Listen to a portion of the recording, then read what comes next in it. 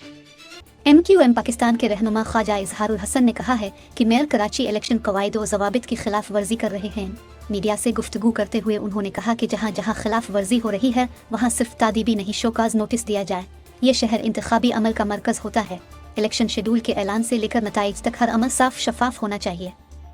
ख्वाजा इजहारुल हसन का कहना था कि हमारे खिलाफ इलेक्शन कमीशन में कोई शिकायत नहीं, हमारे सियासी मुखालिफिन ने भी हमारी शिकायत नहीं की। मेयर कराची इलेक्शन कवायद व ज़वाबित की खिलाफ वर्जी कर रहे हैं। यूसी चेयरमैन दफातर में सरकारी मशीनरी लगाकर नुमाइंदगान की तशहीर कर रहे हैं।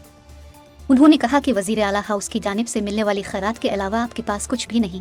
अपनी पार्टी के चेयरमैन के लिए करोड़ों रुपए खर्च कर रहे हैं, कोई रोकने वाला नहीं। इस शहर के अरबों रुपए लूट कर दोबारा अपने लोगों की तस्वीर लगा रहे हैं। शहर में तरक्याती मंसूबों पर पार्टी परचम लगाए जा रहे हैं। ख्वाजा इजहारुल हसन ने कहा कि वर्ल्ड बैंक और एशियन डेवलपमेंट बैंक से अरबों रुपए मिले हैं। बैरूनी इमदाद का नाजायज़ फ़ायदा उठाया जा रहा है।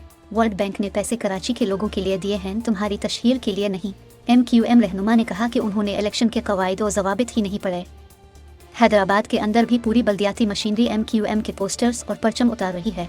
हैदराबाद में पीपल्स पार्टी के पार्टी परचम लगाकर सरकारी वसाइल का बेदरेग इस्तेमाल हो रहा है।